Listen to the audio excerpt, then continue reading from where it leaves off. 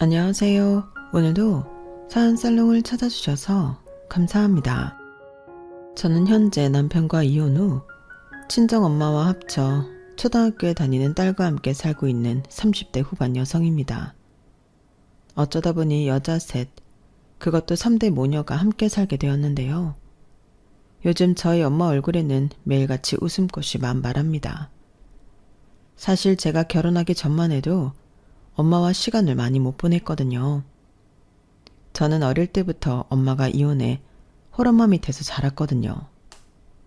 아빠는 어렸던 제 기억에 술도 좋아하고 여자도 좋아해 엄마 속을 허구한 날 새까맣게 태웠는데 이렇게 살다가는 제 명에 못 살 것 같다고 이혼하셨어요. 그리고 아빠는 얼씨구나 잘됐다 하듯 저라는 혹까지 붙여 집에서 내쫓아버렸다고 하는데요. 적반하장으로 그게 아빠가 순순하게 이혼해주는 조건이었대요. 당시 저희 엄마는 직업이 따로 있는 사람도 아니었는데 정말 땡전 한 푼도 없이 어린 딸을 데리고 그 집에서 쫓겨났다고 하더라고요. 아니, 보통 이혼을 하게 되면 유책 배우자가 위자료도 주고 양육비도 줘야 하는데 아빠는 한 푼도 줄 수 없다고 딱 잡아뗐다고 하더군요. 그리고 엄마는 더럽고 치사해서 돈 달라고 매달리지도 않았다고 했는데요. 그만큼 이혼하고 싶은 마음이 더 컸기에 그냥 없으면 말지 그런 심정으로 저에게 외가인 당신 친정으로 가셨다고 했어요. 그런데 그때만 해도 워낙 옛날 사고방식의 사람들이 많을 때라 외할머니는 매정하게도 이혼하고 돌아온 당신 딸을 받아주지 않았어요. 시집 갔으면 죽어도 그 집 귀신이야. 어디 이혼을 해서 친정으로 새끼 데리고 기어와. 나는 넌 못 받아줘. 시집 갔으면 그만이지. 너는 출가 외인이야. 나한테는 남이라고.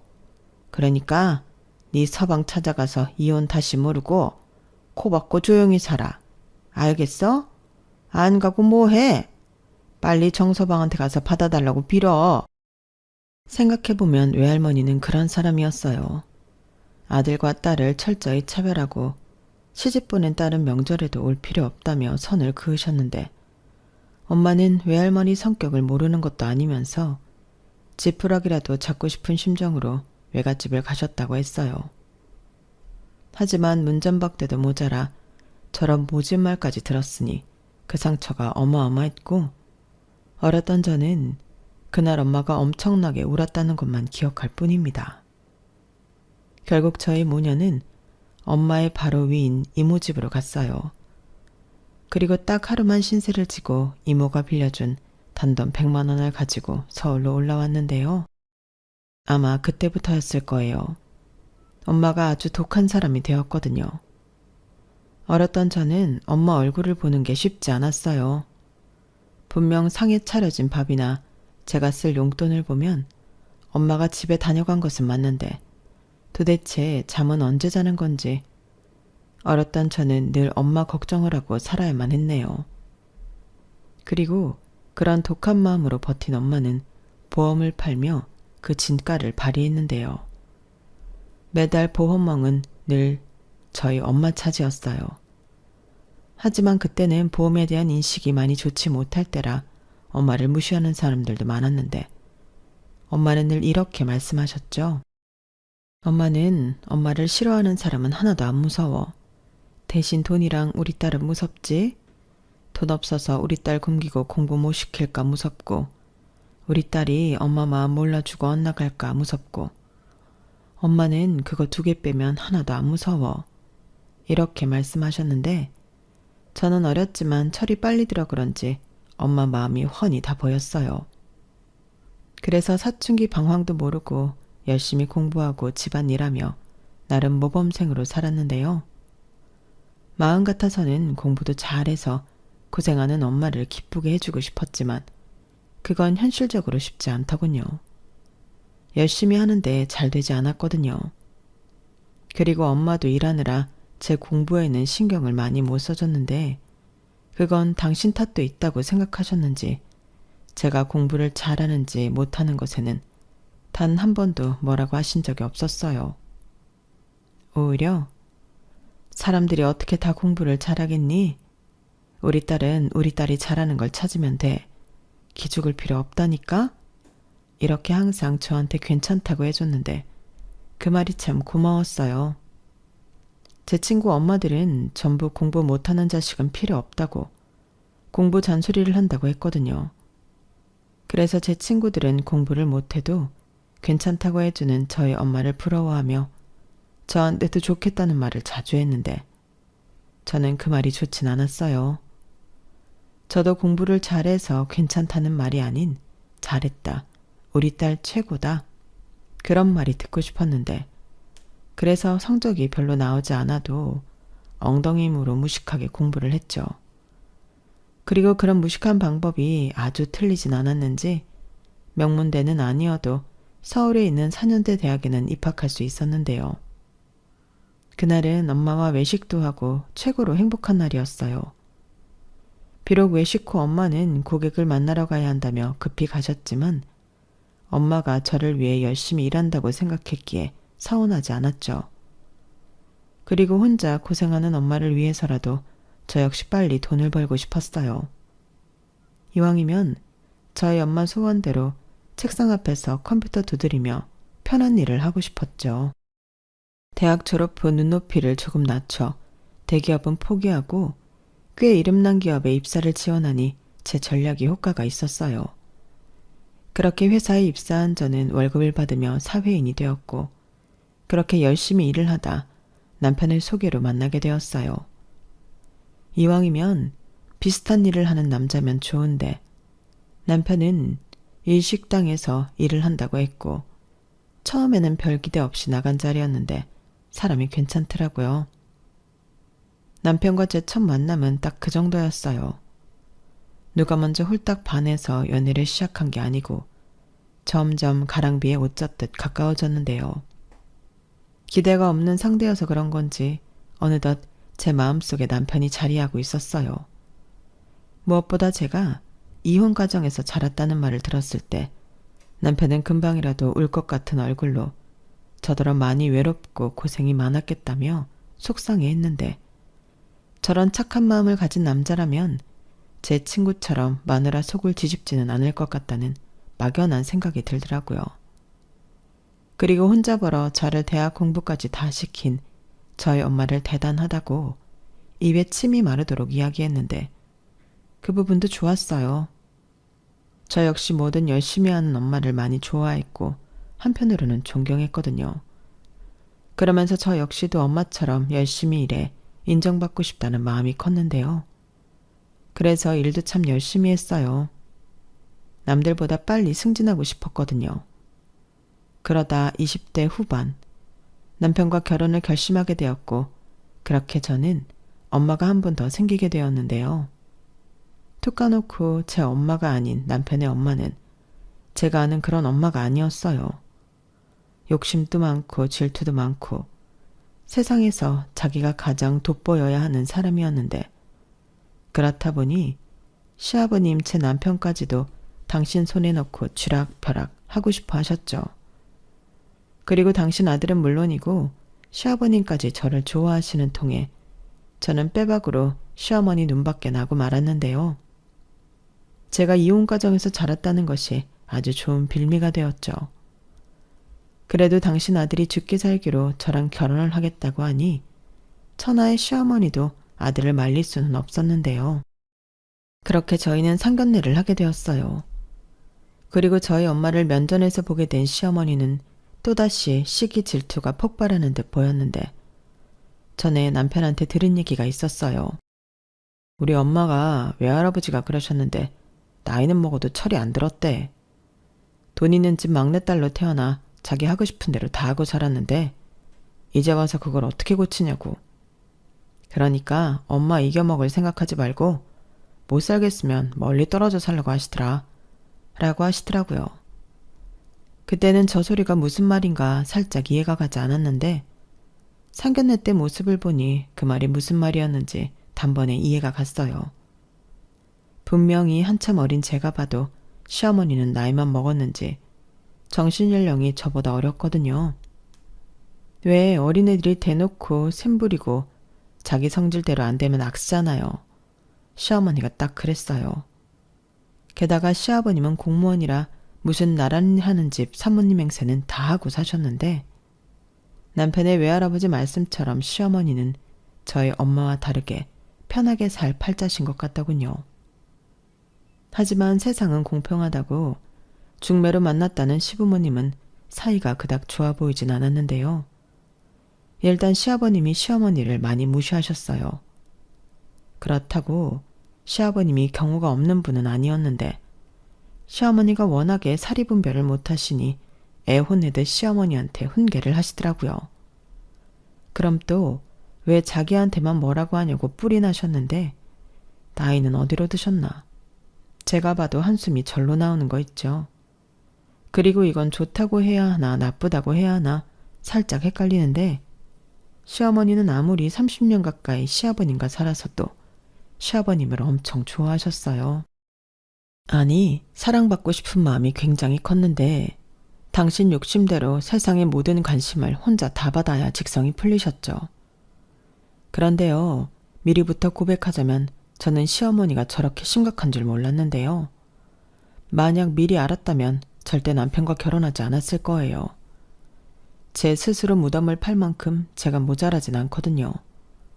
하지만 그때는 정말 몰랐고 그저 시아버님의 사랑과 아들의 사랑을 독차지하고 싶어하는 특이한 분이라고만 생각했는데 어쩌면 사랑에 눈이 멀어 거기까진 안 보였는지도 모르겠네요.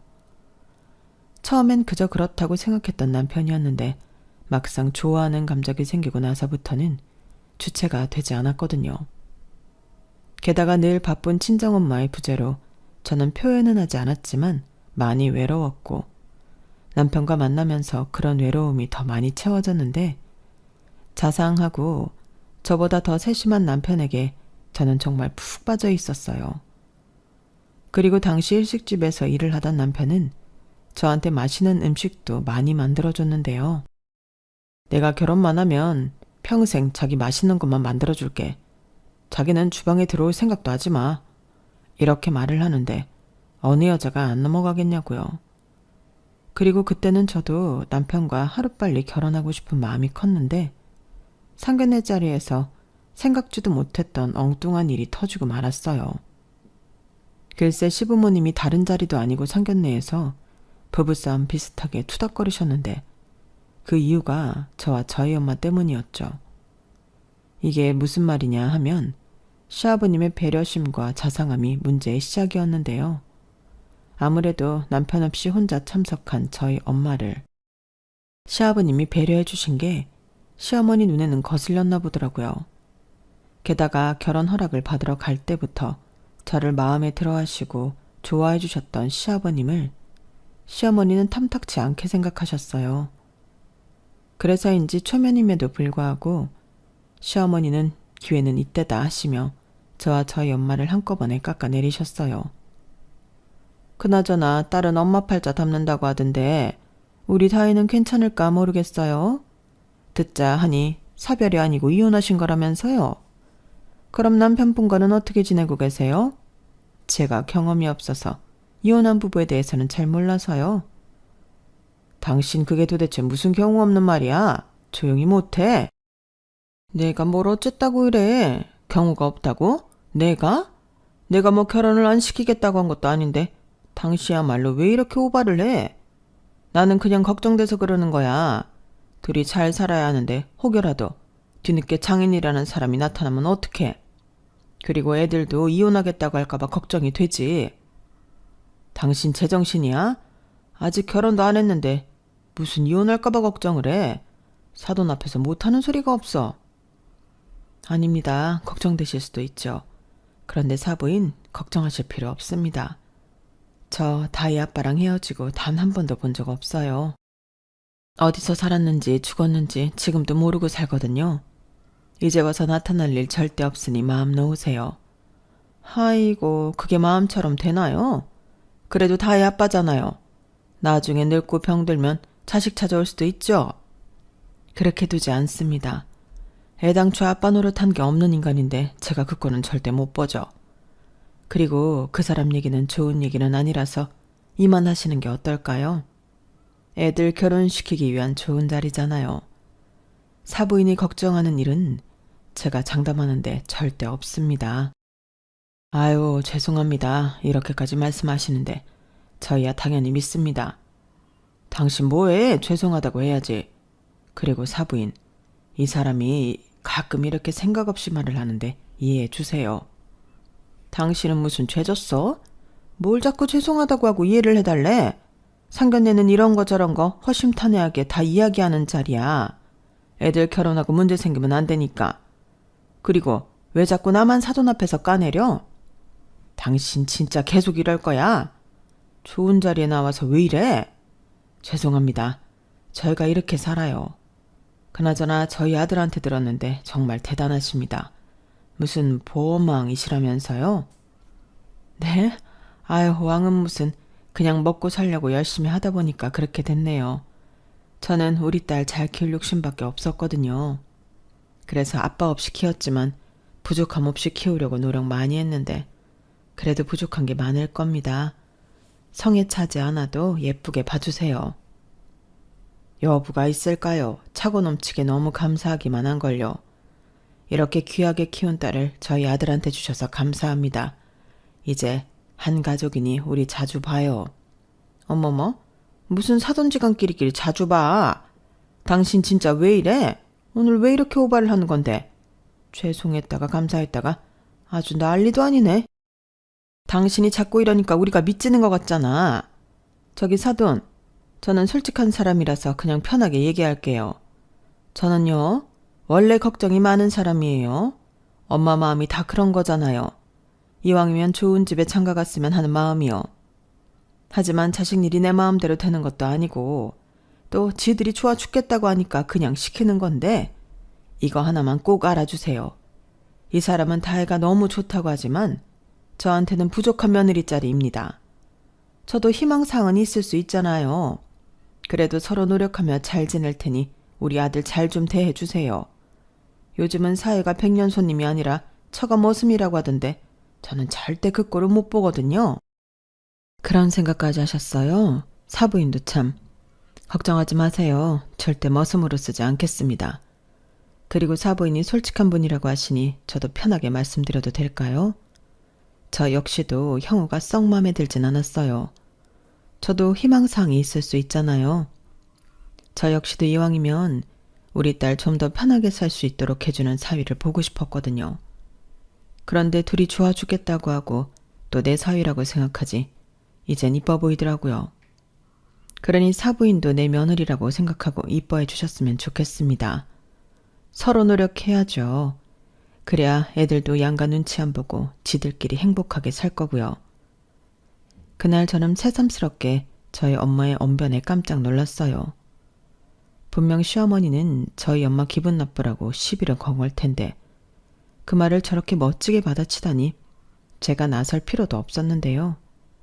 시어머니는 말발로 되지 않다는 걸 느꼈는지 얼굴만 시뻘개져서 냉수만 들이켰고 시아버님은 역시 보호망이라고 하시다니 말솜씨가 대단하십니다.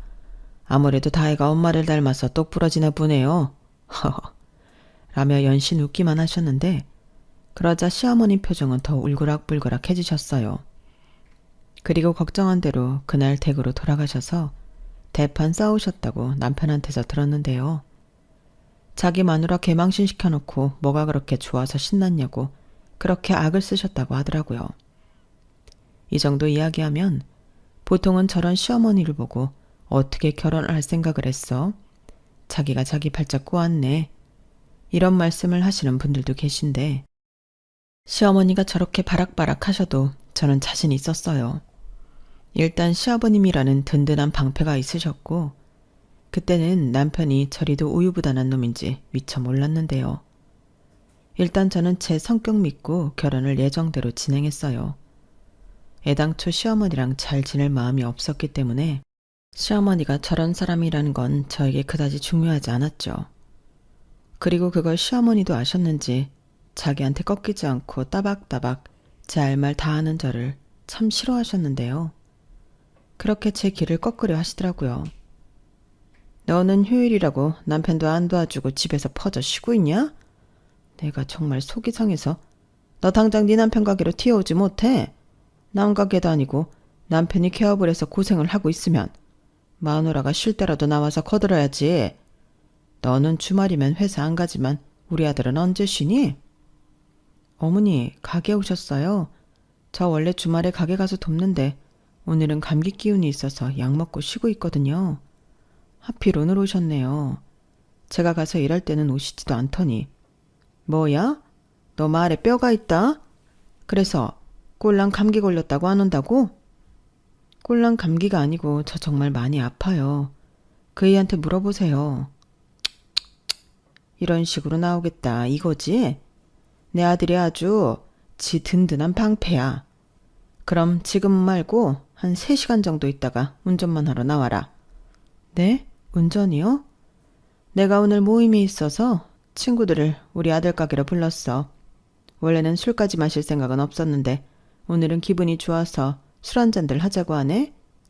대리 부르면 그것도 돈이잖아. 네가 나와서 내 차 운전 좀 해다오. 어머니, 대리비 얼마나 한다고요? 저 약 먹어서 운전하면 안 돼요. 지금도 약이 독한지 핑핑 도는데 운전하면 사고 나요. 그래서 약도 먹었겠다 좀 자려고 했는데 그래야 빨리 털고 그이 가게 가서 도울 수 있지 않겠어요? 오늘은 그냥 대리 부르세요.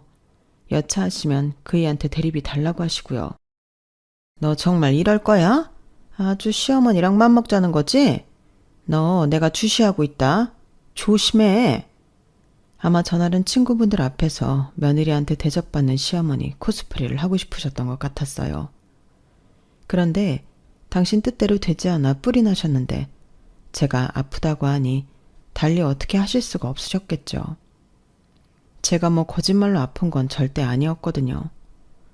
한 3일 전부터 으슬으슬하고 컨디션이 좋지 않더니 금요일 밤부터는 꼬박 알아놓았어요. 그러니 남편도 오늘은 쉬어. 가게 나와도 도움도 안 되겠다. 라며 저더러 나오지 말라고 했는데 도움이 안 되겠다니. 저를 걱정하는 건지 가게를 걱정하는 건지 모르겠더라고요. 남편은 결혼하고 2년이 지나 가게를 오픈했거든요. 그리고 대출을 많이 받아 시작한 가게라 그런지 남편은 가게 오픈 이후 신경이 많이 날카로웠는데요. 그로 인해서 저한테도 많이 소홀했죠.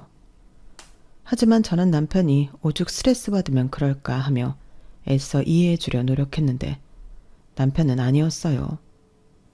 저는 여전히 직장을 다니고 있었고 그렇기 때문에 제 일과 남편의 일을 구분지어 생각했는데 남편은 자기 가게 아니라 우리 가게라고 생각하는 것 같더라고요. 그런데 우리 가게를 저는 신경을 쓰려 하지 않았으니 서운함과 불만이 쌓여가는 듯 했는데요.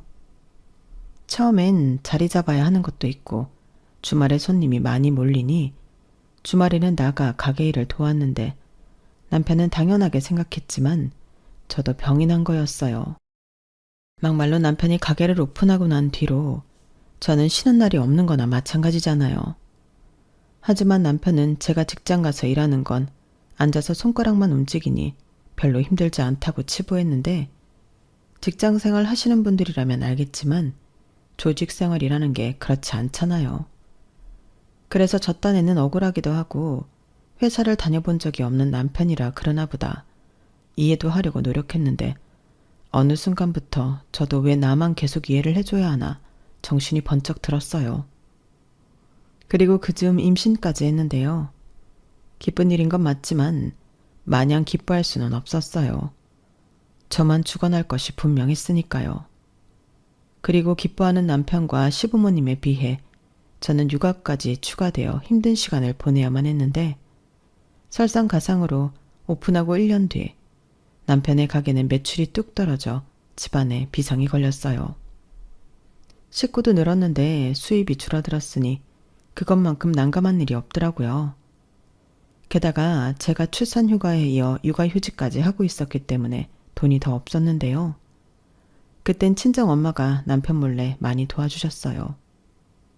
제 통장에 100만 원, 200만 원씩 매달 입금을 해주셨는데 그게 일회성도 아니고 매달 그런다는 게 쉬운 일이 아니잖아요. 하지만 친정엄마는 혼자 있는 당신은 돈 쓸 일도 없다며 남편한테 얘기하지 말고 생활비로 쓰라고 하셨는데요. 남편은 장모가 도와주는 거라는 걸 전혀 눈치채지 못했죠. 그저 제가 어디서 비상금이라도 잔뜩 꼽을 쳐놓은 줄 알고 있었는데 내 돈은 지 돈이라고 생각하는 건지 아주 당연하게 여보, 나 30만 원만 줘 라고 하는 거 있죠. 하지만 제가 미쳤나요? 그 돈을 주게요. 그러니 저희는 그때부터 자주 싸웠어요. 아무리 애틋한 견우직녀도 돈 문제 앞에서는 원수가 되는 거죠. 그리고 원수된 남편은 모질이의 효자가 되었죠. 아무리 능력 없는 아들이라도 우리 아들 지켜 세워주니까 남편은 자기 엄마라면 아무 소리도 못했어요. 장사가 안 돼서 힘들다는 소리도 못했고 허구한 날 친구들 끌고 와 몇십만 원씩 음식을 먹고 가도 그 돈을 달라고도 못했는데 제 입장에서는 속이 터질 수밖에요.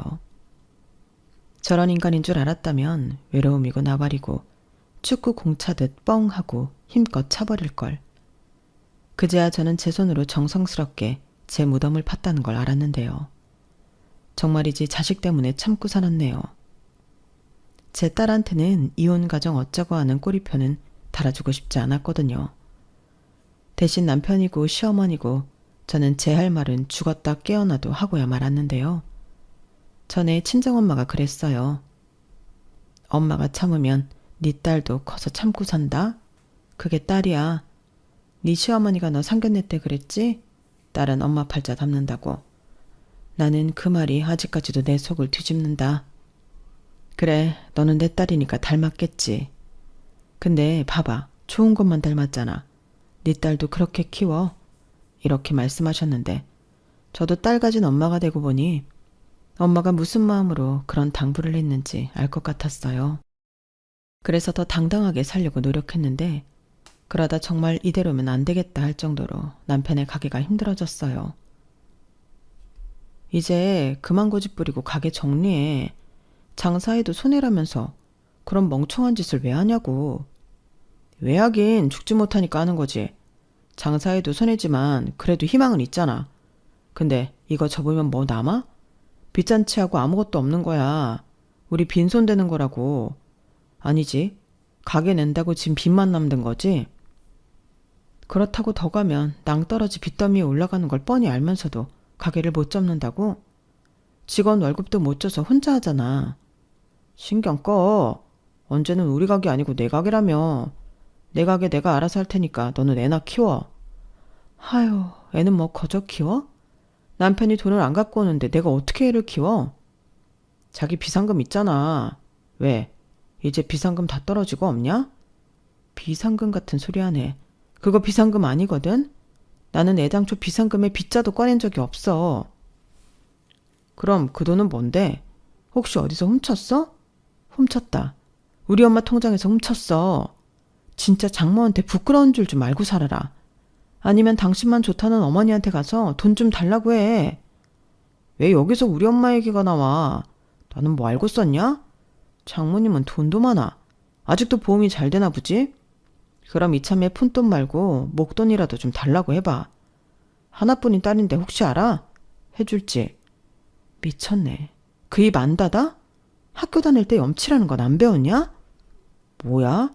너 지금 나 무시하냐? 나도 대학 나왔거든. 어디서 하늘 같은 서방을 무시해. 서방 같은 소리 하네. 서방 대접 받고 싶거든 서방 노릇을 해. 아니 그건 바라지도 않을 테니까 애비 노릇이라도 해 좀. 저희는 남편의 가게가 되지 않아 한가한 만큼 둘이 치열하게 싸웠어요. 거짓말 조금 보태서 아침, 점심, 저녁 매일 3번 이상은 내가 왜 저런 인간이랑 살지? 확 이혼할까? 이런 생각을 했는데 그때까진 정이 아주 조금은 남았는지 남편이 불쌍하다는 생각도 했었죠. 다들 어렵다는데 내 남편만 잘못한 건 아니었으니까요. 하지만 계속 이렇게 밑빠진 독에 물을 부을 수는 없었는데요. 한편으로는 지가 호되게 당해봐야 정신을 차릴 것 같았어요. 그래서 눈 딱 감고 남편이 제대로 망하기를 기다렸는데 오래도 가지 않더군요. 정말 보증금 다 까고 빚더미에 올라 장사를 접게 되었어요. 그때 시아버님이 난리가 나셨어요. 왜 마누라 말 안 듣고 고집부려서 이 사단을 만드냐고요. 지가 모자라면 현명한 마누라 뒀다 뭐해. 유진이 엄마가 진작에 접으라고 했다며? 당신은 왜 우리 아들 말은 안 듣고 며느리 말만 들어? 얘도 사정이 있으니까 그랬겠지? 당신 누구 아빠야? 팔은 안으로 굽는데 왜 당신 팔만 밖으로 굽어? 감싸고 돌 걸 돌아. 아휴, 아무튼 나는 도와줄 돈도 없고 그럴 마음도 없다. 네가 저지른 짓 네가 수습해. 왜 사고는 네가 쳐놓고 남더러 책임져 달래? 아빠는 남이 아니잖아. 나도 진짜 이러고 싶지 않아서 여태 도와달라는 말도 못했는데 좀 도와줘. 너 후자금 뭐 그런 거 준비해놓은 것도 없어? 막말로 내가 장남인데 엄마 아빠 노후는 내가 책임지지. 그러니까 그 돈 있으면 좀 내놔봐. 지랄하네.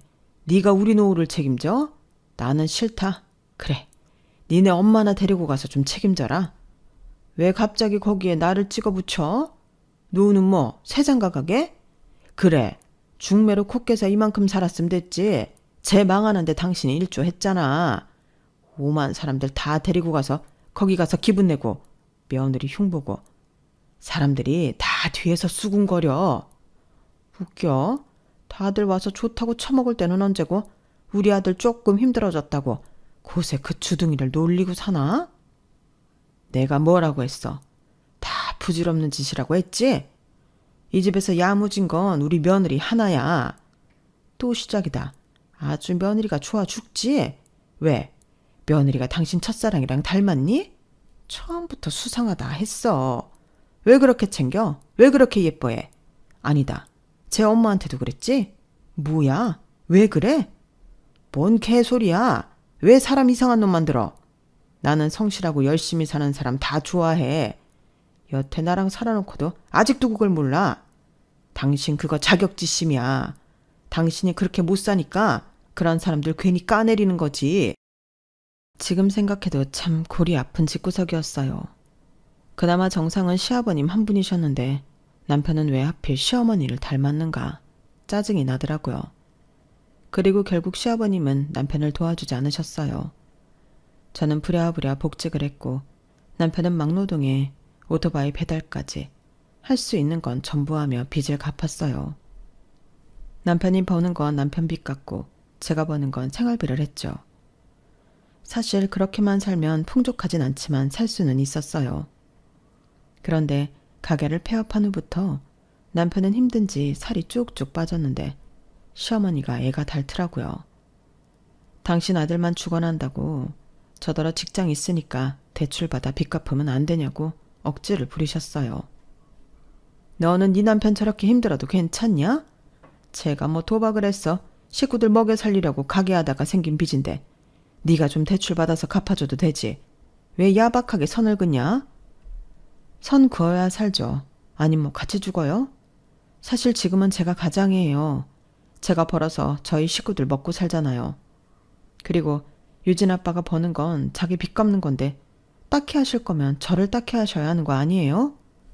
뭐라고? 네가 뭐가 딱해? 너는 여름이면 에어컨 나오고 겨울이면 히터 나오는 사무실에 앉아서 편하게 일하잖아. 아, 진짜 너는 처음 볼 때부터 정이 안 가더니 끝까지 그래. 내가 그때 정말 죽는 신용을 해서라도 결혼 못하게 뜯어 말렸어야 했는데. 그러게요. 왜 안 말리셨어요? 안 그랬으면 저도 이러고 안 살잖아요. 좀 열심히 하시지. 너 그 입 안 닫아? 어떻게 된 게 그 주둥이는 연신 사람 복장을 뒤집냐? 네 엄마가 그러라고 가르치든? 네. 할 말 하고 싶은 말 당당하게 하고 살라고 가르치셨어요. 그래야 제 딸이 저 닮는다고요. 어머님이 그러셨잖아요. 딸은 엄마 팔자 닮는다고요. 제가 여기서 죄 없이 어머니한테 지면 저희 유진이도 그런 것만 배우면 어떡해요. 저는 그 꼴은 절대 못 봐요. 시어머니는 제 말에 혈압이 오른다며 잘못했다는 소리 할 거 아니면 연락도 하지 말라고 하셨어요. 그 말이 얼마나 감사했는지 마음 편하게 연락도 안 드리고 살았는데요. 단 2년 정도 남편이 고생하며 돈을 버니 빚도 어느 정도 갚았다고 하더라고요. 그런데 안 살 거면 몰라도 옆에서 힘들어하는 남편을 보니 저도 마음이 그다지 좋진 않았는데 빚은 다 갚았으니 자기 책임은 다 했고 앞으로가 걱정이었어요. 그렇다고 앞으로도 계속 막노동을 하라고 하긴 싫더라고요. 그리고 남편은 할 줄 아는 건 음식밖에 없으니 제일 좋은 건 일식당에 취직을 하는 건데 나이도 있고 칼을 오래 놓기도 했고 남편을 쓰겠다는 가게는 애석하게도 없었죠. 그러자 남편은 계속 자신감을 잃어갔고 빚을 갚아야 한다는 강박도 사라지니 일도 나가지 않으려 했어요. 그렇게 집안에 굴을 파고 있으니 딸아이도 아빠 눈치를 보더라고요. 그 어린 게 아빠 눈치를 보는데 꼭 저 어릴 때 보는 것 같아서 속에서 천불이 올라왔어요. 그래서 안 되겠다 싶어 이젠 정말 우리 가게를 찾아보자 남편한테 제안을 했는데요. 퇴직금을 받아 일식당을 차리자고 제안을 했어요. 대신 이번에는 정말 죽기 살기로 해야 하니 레시피 연구도 좀 하고 일식이 신선한 재료가 생명이다 보니 공급처도 신경 써서 알아보자고 했는데 남편은 신나서 제 말이면 무조건 다 한다고 충성했더랬죠. 그때는 집안 살림도 어찌나 척척 잘만 도와주던지 순간이었지만 제 팔자가 피는 것만 같았는데 시어머니는 거꾸로 속에서 부하가 치민다고 하셨어요. 금쪽 같은 자기 아들이 며느리한테 굽실거리는 꼴을 보려니 목구멍에 밥이 안 들어가신다고 하더라고요. 그러니 자기 아들 집에서만큼은 손 하나 까딱하지 않도록 저더러 다 하라고 하셨는데 그런 말을 들을 제가 아니었죠. 막말로 그 가게를 누구 돈으로 하는데요. 그리고 제일 중요한 가게 보증금이며 임대료도 제 손에서 가장 저렴하게 건물주를 구워 삶았는데 손 하나 까딱하지 않을 사람은 저였죠. 그래서 시어머니가 뭐라고 하시든 상관하지 않았어요. 그저 이젠 정말 우리 가게가 잘 돼야 하니 가게에만 집중했는데요. 다행히 한 두어 달 미치고 고생을 좀 했지만 가게는 빠른 속도로 입소문이 나서 수익이 나기 시작했어요. 식재료가 신선하고 음식이 맛있는데 가격도 좋으니 사실 안 되는 게 이상한 일이었는데 오픈런을 한다고 출근 전에 줄 서 있는 사람들을 보면 그렇게 행복할 수가 없었어요.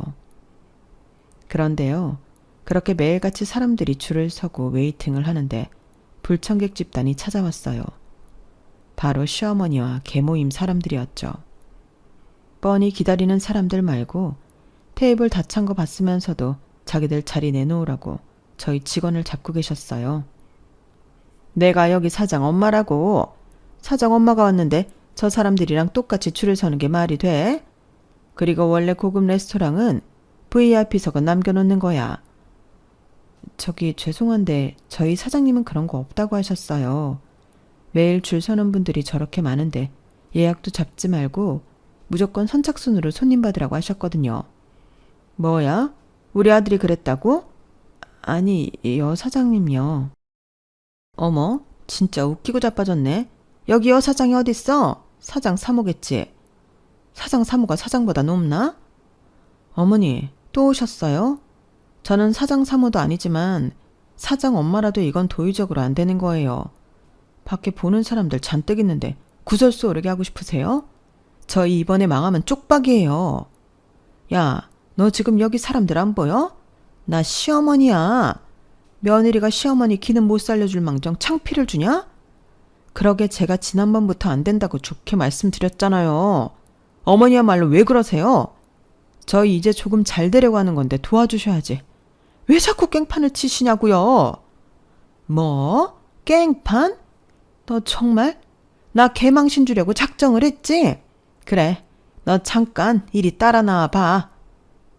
시어머니는 보는 사람들이 많다는 걸 의식하는 듯 저더러 가게 뒤편으로 가자고 하셨어요. 그리고 저는 꿀릴 것이 없었기에 그 뒤를 따랐는데 고부가 싸운다는 소식을 들었는지 남편이 주방에서 나오더라고요.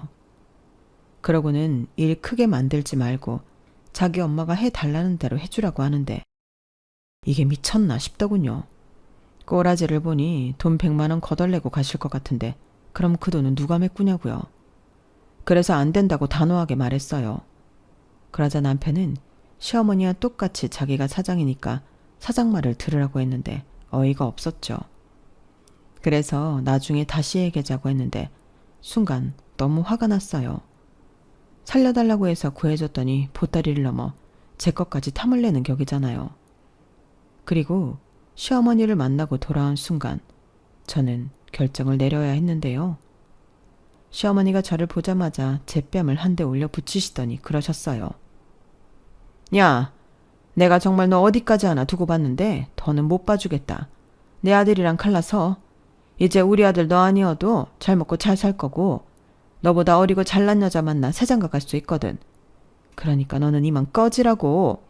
너 하나 우리 집에 들어오고 나서 뭐 하나 잘 되는 게 없어. 나 네 시아버지랑 헤어지게 생겼다. 맨날 너랑 나랑 비교하는데 사람이 짜증나서 살 수가 있니? 다 너 때문이야. 그러니까 나랑 우리 아들 앞에서 꺼져. 네 새끼도 데리고 같이 꺼져. 당장 내 아들 가게에서도 꺼지라고. 이렇게 악에 바치셔서 고래고래 소리를 치시더라고요. 저는 그 말을 듣는데 어이가 없어서 웃음이 나왔어요. 지금 저를 붙잡아도 될까 말까인데 꺼지라고 하다니 이 사람들이 정말 간이 배밖에 나왔나 싶었죠. 그래서 후회하지 않으시겠냐고 재차 확인하니 후회는 개뿔? 내가 왜 후회를 하니? 너만 나가면 알턴이가 빠진 것 같아서 살 것 같을 거다. 그러니까 하루빨리 갈라서. 이렇게 친히 시어머니는 당신의 뜻을 확고히 하셨는데요. 저는 흔쾌히 알겠다고 했어요. 그리고 친정 엄마한테 바로 전화를 걸었는데 시어머니 들으시라고 아주 큰 소리로 통화를 했죠. 스피커폰으로요. 엄마, 나야. 우리 시어머니가 나더러 정사방이랑 헤어지라고 하네. 내가 너무 싫대. 그래서 우리 유진이도 데리고 꺼지래. 그러니까 엄마, 우리 가게 당장 빼. 정서방은 그 잘난 자존심에 장목 건물에 거의 공짜로 가게 오픈한 것도 자기 엄마한테 말 안 했나 봐. 나도 정말 지긋지긋하다. 그냥 이혼하고 엄마처럼 우리 딸 열심히 키울래. 그게 훨씬 낫겠어. 뭐야? 그 인간들이 진짜 너한테 그랬단 말이야? 아주 호강에 겨워 요강에 똥을 싸지. 내가 그 가게 빼주려고 얼마를 손해봤는데 내가 사위 이뻐서 그 자리 가게를 줬나? 내 딸 살라고 해줬지. 알겠다. 당장 그놈의 가게부터 빼야지. 너 미련 갖지 말고 당장 나와. 뭐냐? 지금 뭐 하는 거야? 이 가게가, 아니 이 건물이 사부인 거였어? 아니 어떻게 그런 말 없었잖아. 네 엄마 언제 건물 샀니? 아니 어떻게 건물을 사? 보험 팔아서 건물을 샀다고? 보험도 팔고 열심히 재테크도 하시고 그래서 재작년에 이 건물 사셨어요. 원래는 이 1층 고깃집 들어오는 거였는데 저희 엄마가 위약금 세게 물어주고 저희 가게 내주신 거거든요. 유진 아빠가 그런 말은 일절 안 했죠. 싫은 말도 못하지만 자기 자존심에 남한테 꿀리는 말도 못하는 모질이니까. 그래도 그렇지 어머니는 아들이 무슨 돈이 있어서 이런 가게를 차렸다고 생각하셨어요? 이거 재퇴직금 올인한 거고 저희 엄마가 보증금의 월세까지 완전 대폭 할인해 주셔서 하는 거였어요. 근데 어째요? 헤어지라고 하셨고 저도 더 살 마음 없고 이제 네 거 내 거 제대로 갈라서 이혼할게요. 그래서 하는 말인데 여기서 꺼질 사람은 제가 아니거든요. 아주머니가 아들 데리고 나가세요. 어차피 저희 주방에 직원들이 있어서 괜찮아요. 설마 이런 일 생길까봐 제가 비싸도 일식 셰프들 데리고 왔거든요. 뭐라고? 아니 나는... 시어머니는 아까까지만 해도 소리 지르며 잘만 떠들더니 갑자기 말을 더듬기 시작하셨어요. 그리고 똥 마려운 강아지 마냥 어쩔 줄을 몰라 하셨는데 남편이 불안했는지 모습을 나타내더라고요. 그리고는 저한테 쩔쩔매는 자기 엄마를 보고 저한테 확인도 하지 않고 화를 냈는데 시어머니는 그러지 말라고 말리고 남편은 기세등등하게 저한테 몰아붙이고 가관도 아니었어요. 그리고 그런 장면은 가게 CCTV에 고스란히 찍혔는데요. 남편도 모든 사실을 알고는 자기 엄마를 원망하며 좌절했어요. 그리고 협의 이혼 안 하면 소송하겠다고 하니 남편이 매달리고 난리도 아니었어요. 당연히 그랬겠죠. 쥐뿔 아무것도 없는 남편이 제가 없으면 밥이나 먹고 살겠어요? 게다가 시부모님도 이혼이 임박인데 벌이도 없는 자기 엄마랑 뭐 어쩌고 살게요? 그러니 죽자 살자 저한테 매달리기 시작했는데 이미 확고하게 마음을 먹은 저를 설득할 수는 없었어요. 그리고 한번 마음먹으면 빠꾸가 없는 저희 엄마 성격상 가게부터 정리시켰는데요. 계속 장사하고 싶으면 제대로 보증금이랑 월세 내놓으라고 하니 지가 사장이라고 뻐길 때는 언제고 남편은 아무 말도 못했어요. 결국 제가 이혼 소장을 보내니 남편은 알겠다고 빈손으로 쫓겨났어요. 시아버님이 시어머니한테 방 얻어 살라고 1,000만 원을 위자료로 줬다고 하더라고요. 그러니 남편은 그 집으로 들어가게 되었는데 당장 돈 버는 사람이 없으니 남편이 죽어도 다시 하기 싫다던 막노동을 다시 하게 되었어요. 그리고 틈틈이 저를 찾아와 빌고 또 시어머니 역시 부빌 때는 저밖에 없어 미안하다 사정사정 했는데 기가 막혔네요. 아가 미안하다. 내가 그때는 귀신에 씌었나 봐. 아 내가 미쳤지. 너 같은 애가 또 어딨다고. 너한테 할 말 없다. 정말 미안해. 네가 우리 아들 한 번만 봐주면 다시는 내가 너한테 안 그러마. 정말이야. 막말로 우리 아들이 잘못한 건 없지 않니? 다 부족한 나 때문이지. 내가 니들 앞에 안 나타날게. 죽은 듯 살게. 그러면 되잖니. 아니다. 내가 니네 엄마한테도 가서 빌게. 사실은 부러워서 그랬어. 쥐뿔 아무것도 없는 여자가 돌도 잘 보고 당당하니까 배알이 꼬여서. 미안하다. 시어머니는 이렇게 연신 안 나오는 눈물을 쥐어짜며 사정하셨어요. 하지만 이제 와서 후회한들 한번 결심한 일을 바꾸고 싶진 않았어요. 저도 그 엄마의 그 딸이라 한번 정하면 무르는 법이 없거든요. 그래서 포기하시라고 사정 봐서 애 양육비는 천천히 받겠다고 했는데요. 결혼할 때 남편이 해온 건 그대로 줬어요. 그래야 그 인간도 저한테 따지고 말고 할 빌미가 없죠. 어차피 그래봤자 남편이 들고 온 건 별로 없어서 아쉽지도 않았거든요. 그리고 위자료 뜯어내야 하는데 그거 안 하는 대신 연락하지 말라고 약속도 야무지게 받았는데 이혼이 확정되던 날 저는 해방을 맞은 독립군의 심정이었어요. 친정엄마는 이혼할 당시 앞으로가 막막했다고 했지만 저는 든든한 엄마라는 뒷배가 있으니 좋기만 하더라고요. 그리고 저희 엄마도 애써 참고 살지 말라고 했는데요. 그렇게 저는 모든 걸 다 정리하고 엄마 집으로 들어갔어요. 다행히 먼저 다니던 회사에서 먼저 연락이 왔고 마침 직장을 구하고 있다는 저에게 다시 회사로 돌아오라는 감사한 제의를 해주셨는데 그리하여 지금은 원래 있던 제자리로 돌아가게 되었어요. 장사도 나쁠 건 없었지만 뭐니 해도 하던 일이 최고더라고요. 익숙하고 잘할 수 있는 일을 하고 있으니 전에 다닐 때는 몰랐는데 매일 출근하면 행복했어요. 마치 대학 졸업하고 처음 입사했을 때 느꼈던 설레임과도 비슷했는데 언젠가 회사가 힘들고 그만두고 싶을 때 그때의 기억을 떠올리면 좋을 것 같아요. 제가 떠나보니 알게 되었거든요. 제가 회사를 너무 좋아한다는 걸요.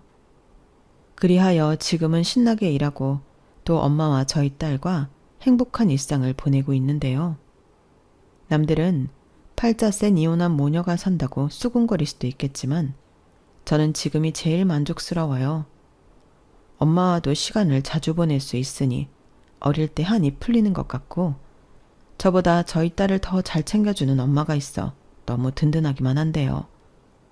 남편과 살 때를 비교하면 삶의 질이라는 게 차원이 달라요. 매일 엄마가 해주는 맛있는 밥을 먹고 밤마다 엄마와 TV 드라마도 보고 수다도 떨고 하루를 마감하는데 이보다 더 좋을 수가 없는 거 있죠. 저희 엄마는 똘똘한 건물 덕에 이젠 달리 일을 하지 않고 계십니다. 그 덕을 이젠 제가 톡톡히 보고 있는데 이제부터는 제가 엄마한테 효도하면서 살려고요. 그저 저희 엄마는 건강하기만 오래오래 사셨으면 좋겠는데 이제부터는 못해본 거 전부 다 하고 많은 추억을 만들며 살아갈 거예요. 딸은 엄마 팔자 닮는다는 말 사실 별로 듣기 좋은 말은 아니었는데 저는 당당하게 이렇게 말하고 싶네요. 저는 엄마 팔자를 닮아 이렇게 호강하고 산다고요. 반면 전 남편은 누굴 닮았는지 고생만 옴팡치게 하며 살고 있는 것 같은데 평생 그렇게 저라는 복덩이를 놓친 걸 후회하고 살았으면 좋겠습니다. 이상 제 사연은 여기까지였어요. 사연이 쓰다 보니 많이 길어졌는데 끝까지 들어주셔서 감사해요. 추운 계절이 지나고 어느덧 따뜻한 봄이 찾아오듯 여러분들의 인생에도 따뜻한 온기가 가득하시길 진심으로 바라며 안녕히 계세요.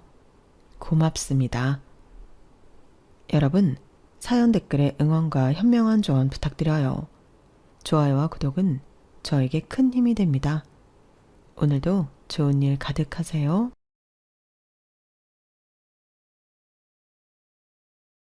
안녕하세요. 오늘도 사연살롱을 찾아주셔서 감사합니다.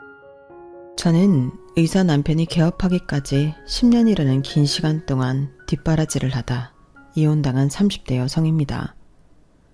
저는 대학교 4학년 때 의대 졸업을 앞두고 있는 남편을 만나 연애를 하고 결혼했는데요. 4년 동안 연애를 했고 결혼 생활은 6년 정도 했어요. 무려 10년이에요. 10년이라는 시간 동안 저희는 한 번도 헤어지지 않고 함께했죠. 저는 이제껏 저와 남편이 끈끈한 사랑으로 맺어졌다고 생각했어요.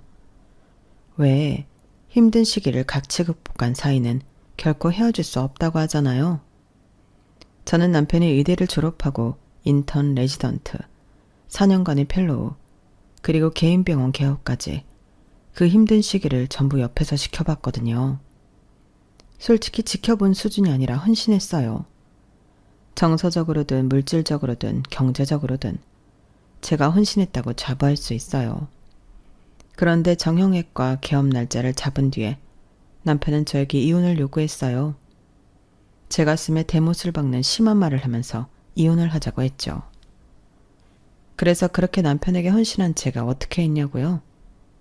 처음에는 이해를 못하겠다며 화를 냈지만 결국엔 웃으면서 이혼 서류에 도장을 찍어줬어요.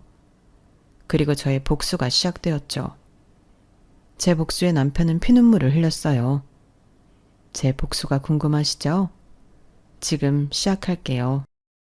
저는 음악이 흐르는 집안의 외동딸로 태어났어요. 음악이 흐른다는 것은 말 그대로예요. 매 순간 저희 가족은 음악과 함께였거든요. 가장 오래된 기억을 떠올려 보자면 저희 가족이 차를 타고 어딘가를 가는데 스피커를 통해 부드러운 리듬의 대중가요가 흐르고 그 가요를 부모님이 앞좌석에서 흥얼거리는 장면이에요. 그 정도로 저희 가족은 음악과 항상 가까이 지냈어요. 하지만 그런 분위기가 만들어진 것이 저희 부모님이 음악을 배운 전문가이기 때문은 아니에요.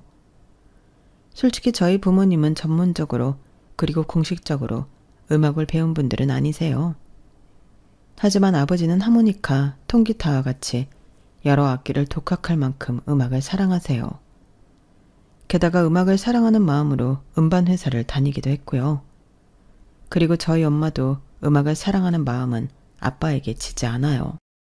엄마는 악기를 다루지 못하지만 어릴 때부터 음반 매장을 방앗간처럼 매일 드나들 정도로 음악을 사랑하는 분이세요. 특히 엄마는 음악을 편식하지 않죠.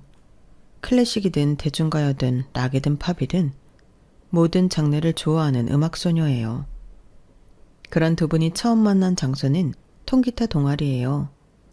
아빠는 통기타를 좋아하는 사람들과 연주를 하고 싶다는 마음으로, 엄마는 한 번 더 악기에 도전하고 싶다는 마음으로 동아리에 가입해 만나게 되었죠.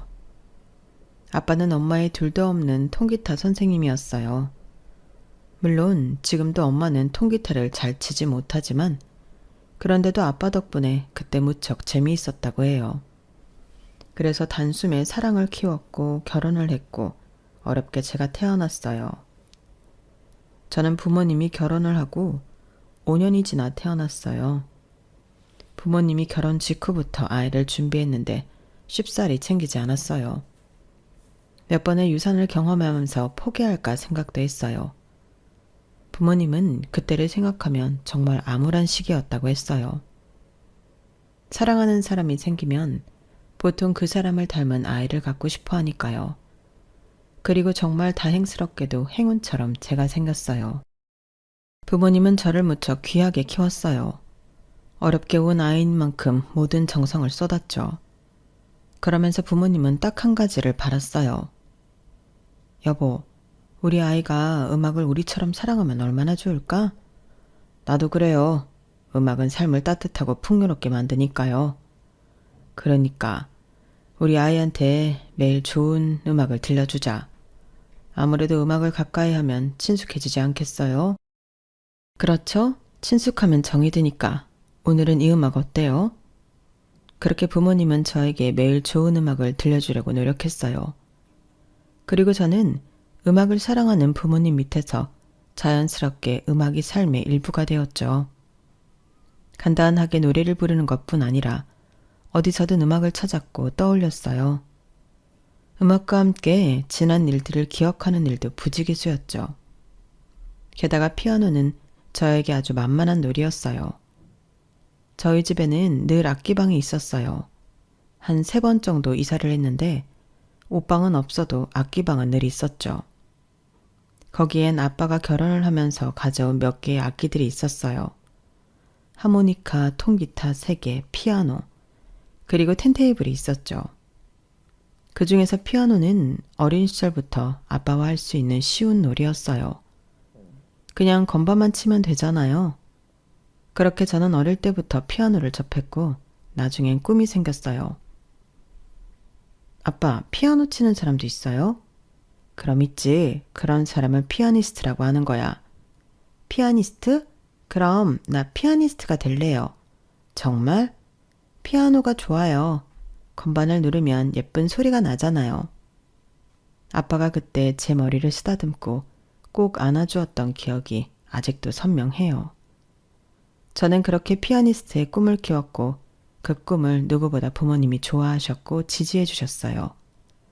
특히나 아빠는 다니던 음반회사가 망해 실직한 뒤에 가진 돈을 모두 털어 어릴 때부터 꿈꾸던 악기사를 차렸어요.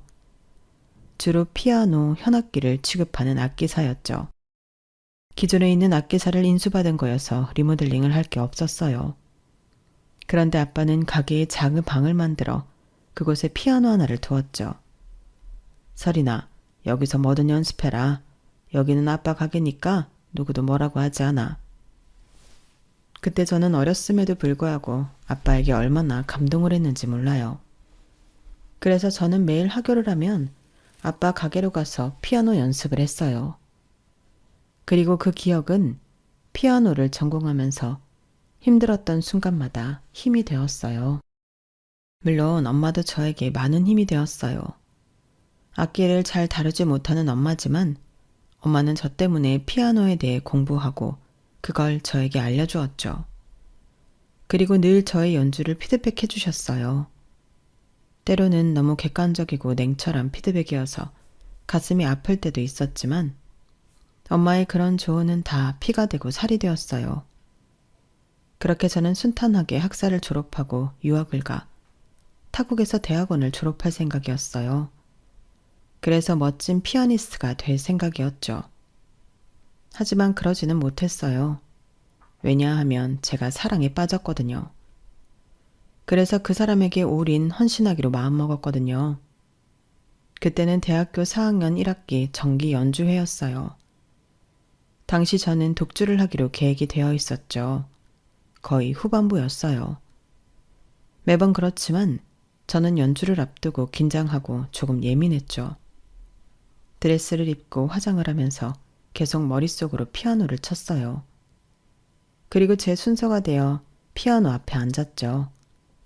건반에 손을 올리는 순간 악보를 보지도 않았는데 자연스럽게 손이 움직였어요. 그날 연주는 제가 느끼기에도 정말 좋았어요. 리듬도 속도도 감정도 정말 완벽했어요. 흠잡을 게 없었죠. 그렇게 저는 만족스러운 기분으로 연주를 마치고 뒤풀이를 하러 갔어요. 모두 제 연주에 대해 칭찬을 하고 있었어요. 설이나, 오늘 연주 너무 좋았다. 특히 난 그때 감정선이 너무 좋았던 것 같아. 역시 수석은 다르다. 교수님이 예뻐하는 데는 이유가 있다니까. 야, 그래도 공부까지 잘하는 건 아니지. 너 이대로 임용 볼 거야? 아니면 대학원? 글쎄요, 아직 더 공부하고 싶긴 한데 아직은 잘 모르겠어요. 학과 사람들이 저에게는 뭐가 어울리는지 서로 이야기를 하기 시작했어요. 저는 어색하게 웃으며 한가운데 앉아 있었죠. 그때 저와 친한 선배가 뒤풀이 장소로 들어왔어요. 어떤 처음 보는 사람과 함께요. 선배 왔어요? 왜 이렇게 늦었어요? 벌써 다들 한잔했는데. 그런데 누구세요? 아, 오늘 공연 본 친구. 고등학교 친구야. 우리 학교 다녀. 옆에 의대 졸업반. 와, 선배가 의대 사람도 다 알아요? 고등학교 친구라니까. 선배, 이 친구 잠깐만 여기 앉았다 가도 되죠? 잠깐? 아주 오래 계셔도 됩니다. 술이랑 다 편하게 드세요. 선배를 따라온 친구는 얌전하게 자리에 앉아 물만 마셨어요. 별다른 말도 안 했고 계속 고개를 끄덕이기만 했죠. 잘 보니 애초에 음악 이야기를 하는 저희 틈에 낄 정도로 조예가 깊은 것 같진 않았어요. 그리고 저는 잠깐 무리해서 빠져나와 화장실에 갔는데요. 화장실에서 나오니 선배 친구가 가게 앞 의자에 앉아 있더라고요. 저는 조심스럽게 다가갔어요. 너무 저희끼리 아는 이야기만 해서 재미없으시죠? 아, 아니에요. 저도 음악 좋아해요. 오늘 연주 잘 들었습니다.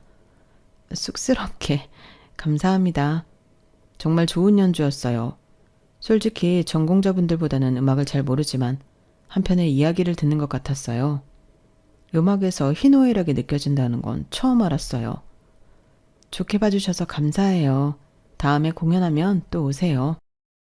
혹시 졸업하면 계획이 어떻게 되세요? 아직은 잘 모르겠어요. 더 공부하고 싶기도 하고, 바로 관련된 일을 하고 싶기도 하고, 사실 경험도 무시 못하잖아요. 더 공부를 한다면 아무래도 유학이겠죠? 욕심을 부리자면 그렇겠죠.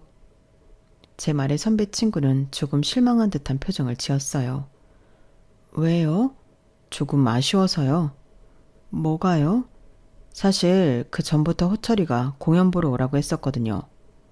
그 전이라면 언제요? 예과 때도 그랬고 늘 오라고 했어요. 연주 있을 때마다. 그런데 그때마다 공부할 거라고 가지 않았거든요. 네. 그런데 지금 너무 후회하는 중이에요. 왜요? 더 일찍 만났으면 좋았을 것 같지 않아요? 네? 누구를요? 우리요, 우리. 조금 더 일찍 만나서 알아갔으면 더 좋았을 것 같아요. 네? 왜요? 뭐, 저 같은 사람이 많았을지도 모르지만 연주하시는 모습 보고 첫눈에 반했어요. 더 알아가고 싶어요. 그런데 올해밖에 시간이 없네요. 제가 너무 늦게 보러 온 탓이죠. 저는 술도 마시지 않은 남자가 주정을 부리는 모습이 귀여웠어요. 그래서 잠시만 기다려보라고 말하고 가게로 들어갔죠. 가방을 챙겨서 나왔어요. 가방을 챙겨온 모습에 선배 친구가 동그랗게 눈을 뜨고 저를 보더라고요.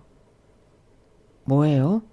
시간이 있는지 없는지 고민할 게 아니라 일단 우리가 잘 맞는지 아닌지를 생각해야 하지 않겠어요? 제가 웃으며 서둘러 가자고 말했어요. 지금 이러고 있으면 공연 시간 늦어요. 공연이요? 오늘 제가 좋아하는 인디밴드 공연 있거든요. 같이 갈 사람 없어서 안 가려고 했는데 잘 됐네요. 그런 음악도 들어요? 저희 엄마 닮아서요. 음악엔 편견 없거든요. 그런데 신기한 게 뭔지 알아요? 뭔데요? 음악에 편견이 없으니 사람한테도 편견이 없어요. 그러니까 지금 처음 본 사람이랑 공연 보러 가잖아요. 제가 그렇게 말하자 남자가 우뚝 섰어요. 그리고 진지한 얼굴로 말했어요. 편견이 있어도 저는 좋은 사람으로 보이고 싶어요. 아니, 편견이 있는 사람한테도 저는 좋은 사람이에요. 그 말에 저는 웃음을 참지 못했어요. 그리고 공연이 끝나고 저희는 자연스럽게 연인이 되었어요. 저희는 의대와 음대 사이에서 꽤나 유명한 캠퍼스 커플로 불렸어요. 교수님들도 아는 분들은 다 아셨죠. 왜냐하면 저는 수석이었고 남편도 꽤 공부를 잘한다고 알려진 학생이었으니까요. 저희는 연애를 하면서도 기존 성적을 유지하며 학생들에게 본보기가 되는 커플로 졸업했어요. 그리고 저는 사랑 때문에 유학도 임용고시도 포기하고 잘 아는 선배의 피아노 학원에 교사로 일했어요. 그리고 2년 정도 돈을 모아 대출까지 껴서 학원을 차렸어요. 학원은 잘 됐어요. 물론 처음부터 잘 되진 않았고 1년 정도 꾸준히 홍보하고 나니 나중엔 입소문을 타서 수강생이 넘쳤어요. 다른 교사를 뽑아야 할 수준이었죠. 하지만 저는 일단 돈을 더 모으고 싶어서 혼자 해결하고 있었어요. 몸은 지치고 힘들었지만 계좌에 들어오는 돈이 저를 힘나게 했어요. 그리고 쌓이는 돈을 보니 저는 결혼이 하고 싶어졌어요. 뭐? 결혼이 하고 싶다고? 이게 왜 갑자기 뜬구름 잡는 소리야? 우리 아직 28이야. 그리고 니네 오빠 아직 레지던트 2년 차잖아. 게다가 펠로우도 경험해보고 개원한다며? 그런데 결혼을 하겠다고 할까? 그래, 우리 결혼하기엔 아직 너무 어려. 너도 학원 차린 지 1년밖에 안 됐잖아. 결혼하려면 한두 푼 드는 게 아니라던데. 그래, 앞으로 개원도 할 생각이면 지금부터 차근차근 모으고 있을 텐데. 내가 생각하기엔 네가 결혼 이야기 꺼내면 부담스러워할 것 같은데? 내가 모은 돈 있잖아. 그거 가지고 하면 되지. 나도 오빠한테 부담 주면서 결혼할 생각은 없어. 야, 왜 그걸 다 네 돈으로 해? 결혼을 한다면 당연히 니네 오빠도 써야지. 결혼하는데 드는 비용이 한두 푼이 아니라니까. 몇 천씩 깨진다고. 그리고 둘이 같이 하는 결혼이잖아. 너만 하는 결혼이 아니라. 그런데 왜 네 돈만 쓸 생각을 해? 그래도 난 이미 내 학원 있잖아. 이제 크게 들어갈 데도 없고. 네 말대로 오빠 개원하기까지 시간이 좀 걸릴 텐데 그때까지 어떻게 기다려. 나 이번 주에 오빠 하루도 못 봤어. 한 번도 못 봤다고. 그래도 결혼하면 집에 들어올 때라도 볼 것 아니야. 옆에서 직접 도와줄 수도 있고. 다들 이런 마음으로 결혼하는 거 아니겠어? 너 언제부터 그렇게 헌신적이었니? 전에 연애할 땐 안 그랬잖아. 군대 기다리는 것도 답답하고 해바라기 될 것 같아서 헤어졌잖아. 그랬던 네가 갑자기 왜 그래? 맞아, 너 엄청 변했어. 대학 다닐 때부터 지금까지 도시락이며 간식이며 싸들고 찾아가질 않나. 그것도 고작 한두 시간 보러 말이야. 너는 필기 공부할 것도 없는데 옆에서 책 읽는다고 도서관 따라다니고. 그 시간에 실기 준비해도 모자랄 판에. 야, 그것만 그래? 기숙사 안 들어오고 맨날 쟤네 오빠 사는 고시원 들어가서 쪽잠 자는 거 깨워주고, 집에 있는 반찬 덜어다가 가져다주고, 부모님 챙겨 먹는 영양제며 홍삼도 갖다 바치고. 지금 생각해보니까 난리다 난리야. 지금은 안 그러지? 야, 그럼 맨날 싸구려 햄에다 밥, 김에다 밥 먹는 걸 어쩌니? 그리고 지금은 당연히 내가 사서 주지. 그때는 돈이 없었잖아. 그때만 돈이 없었어? 너 선배 학원에서 일할 때도 마찬가지였거든. 그땐 학원 차리려고 돈 모은다고 그랬지. 정말 너희 부모님이 보살이셔, 보살이야. 너희 부모님은 니네 오빠 싫어하진 않으시니? 나라면 무지 싫어할 것 같은데. 싫어하진 않으셔. 뭐 얼마 전에 유학 안 간 진짜 이유가 오빠 때문이라는 거 알았을 땐 좀 충격받으시긴 했지. 그걸 이제서 하셨어? 그동안 말을 안 했단 말이야? 그걸 어떻게 말해. 하늘을 우러러 한 점 부끄러움 없으면 말해야지. 안 그래? 그러게. 비밀로 한다는 건 네가 찜찜하다는 걸 아는 거다. 아이 참, 다들 왜 그래. 내가 오빠랑 결혼하는 게 싫어? 왜 자꾸 트집만 잡아. 우리는 네가 변한 게 이상해. 그렇게 피아노만 고집하던 애가 꿈도 포기하고 하나부터 열까지 니네 오빠한테 맞추잖아. 지금에서야 맞는 짝을 만난 거 아닐까? 그러니까 내가 안 하던 짓을 계속하지. 말이라도 못하면. 아무튼 절대 네 돈으로만 결혼식 하지 마. 나는 완전 반대야. 그러면 나 네 결혼식에 참석도 안 할 거야. 차라리 니네 오빠 집에다 결혼하고 싶으니까 돈 달라고 그래. 돈은 내가 말해서 우리 오빠 사정 다 알면서. 알지. 아버지는 수술 부작용으로 30년 전에 편마비로 고생하시고, 그래서 어머니는 혼자서 식당 주방일 하면서 사남매 키우시고, 누나는 가정 형편 때문에 고등학교 자퇴하고 일 시작했고, 형은 공부 잘하는 네 오빠 때문에 대학 포기하고 이랬고. 맞아. 그래서 누나랑 형 덕분에 오빠는 의대 갈 수 있었고, 죽어라 공부해서 장학금 받으며 졸업했어. 물론 매번 받은 건 아니지만. 그래서 나는 오빠 집에 그런 이야기 못해. 오빠 의사 만들어준 것만으로 난 감사해. 열려나셨다, 열려나셨어. 오빠는 너를 만난 걸 천운으로 생각해야 한다니까? 어떤 여자친구가 그렇게 해? 요즘 세상에 너처럼 헌신하는 애가 어딨어? 게다가 네가 오빠한테 사준 옷이며 신발이며 그게 다 얼마야? 그렇게 비싼 브랜드는 못 사줬어. 나도 용돈 받고 아르바이트 해봤자 몇 시간 했겠어. 그래서 비싼 건 못 사줬지. 야, 그래도 저번에 오빠만 낡은 노트북 쓴다고 노트북 사줬잖아. 아무나 그렇게 해주는 줄 알아? 사실 그때도 엄마한테 조금 빌려서 산 거다. 물론 지금은 갚았지만. 아, 이것도 어머니 모르시지? 알았으면 결혼한다고 해도 반대했을 거다. 그랬을까? 지금도 반대할 수도 있어.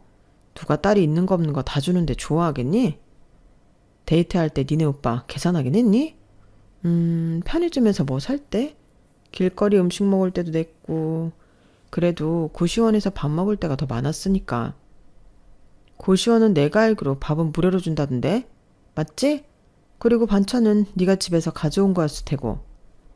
에이, 그래도 우리 오빠 내가 해주는 걸 얼마나 고마워하고 또 미안해한다고. 그거면 됐지. 안 그래? 그래서 결혼을 하겠다고? 해야 할 것 같아. 정말 진심으로 그렇게라도 얼굴을 봐야 내가 살 것 같아. 그리고 저는 정말로 남편에게 결혼을 하자고 졸랐어요. 친구들의 말대로 남편은 당황하더군요. 무슨 결혼이야, 갑자기? 갑자기라니, 우리가 이제 4년이나 만났는데. 오빠, 4년이면 결혼하기에 조금 늦은 거라는 말도 있어. 누가 그래?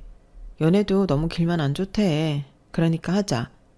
우리 같이 살면 너무 좋을 것 같지 않아?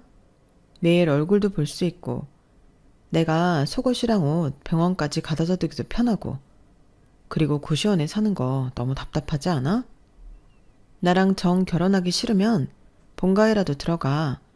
같은 지역에 살면서 왜 따로 살아? 집에는 절대 안 들어가. 집보다 고시원이 더 편해. 그럼 나랑 살든지. 계속 왜 그래? 어디서 뭘 본 거야?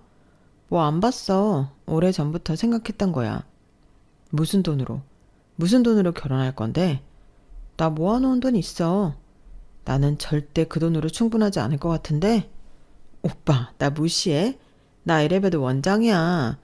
지금 엄청나게 많은 수강생들 나 혼자 해결하고 있다고. 쏠쏠하게 모아놨으니까 그런 건 걱정 마. 하지만 남편은 자꾸 결혼을 미루려고 했어요. 개헌할 때까지만 기다려. 그걸 언제 기다려. 그냥 내 돈으로 일단 하자. 나중에 오빠가 개원하고 갚으면 되지. 나 매일매일 오빠 보고 싶단 말이야. 우리 결혼하자. 돈은 걱정하지 말고 내가 다 알아서 할게. 합리적으로 준비하자. 응? 결국 남편은 저에게 졌어요. 저는 고시원에서는 소리를 지르면 안 되니까 입을 막고 기뻐했어요. 그리고 그 다음 날부터 저는 남편과 부부가 되기 위해 준비를 하기 시작했어요. 우리는 우리 힘으로 하자. 어른들한테 도움 받지도 말고 부담 주지도 말고. 알겠지? 그럼 어떻게 할 건데? 모아놓은 돈이 그렇게 많아? 넉넉하진 않아. 그래서 적금 깨서 투룸 보증금이랑 첫 달 월세 내고 결혼식은 예쁘고 화려하고 이것저것 따지지 말고 제일 저렴한 데에서 하자. 웨딩 촬영은 우리가 셀프로 해. 결과물이 어떨진 모르겠지만 그래도 우리가 직접 하면 돈도 절약되고 더 추억으로 기억하지 않겠어? 그래도 드레스랑 턱시도는 빌려야 할 것 아니야. 내가 인터넷에서 5만 원짜리 드레스 봤어. 턱시도도 비슷하게 살 수 있을 거야. 그럼 가전제품이랑 가구는? 일단 중고로 알아보자. 그리고 6월 상품이나 신혼부부 할인도 있을 거고 그렇게 사면 될 거야. 나머지 필요한 건 천양마켓 같은 데서 사지 뭐. 어차피 그런 건 평생 쓸 것도 아닌데 비싸게 살 게 뭐 있어. 정말 이렇게 결혼해도 되겠어? 조금만 기다리면, 내가 개헌할 때까지 기다리면 더 넉넉하게 할 수 있잖아. 난 그 전까지 못 기다릴 것 같아. 지금도 봐. 우리 몇 주 만에 만난 거야. 그것도 내가 결혼에 대해 상의할 게 있다고 말해서 오빠가 겨우 시간 내서 만난 거라고. 오빠는 우리가 이렇게 만나는 게 좋아? 솔직히 우리가 4년을 만났지만 그 중에서 과연 만난 날만 따졌을 때 몇 년이나 될까? 오빠는 지금 나랑 결혼하는 게 싫어? 싫다기보다는 더 준비되었을 때 제대로 하고 싶은 거지. 준비될 때까지 기다리다 보면 때를 놓칠 것 같아서 그래. 그리고 혹시나 물어보는 건데 지금 내 돈으로 하는 게 불편하진 않지? 불편하지. 미안하고 괴롭지. 내가 지금 개원 때문에 묶어둔 돈을 깨야 하나 이 생각도 해.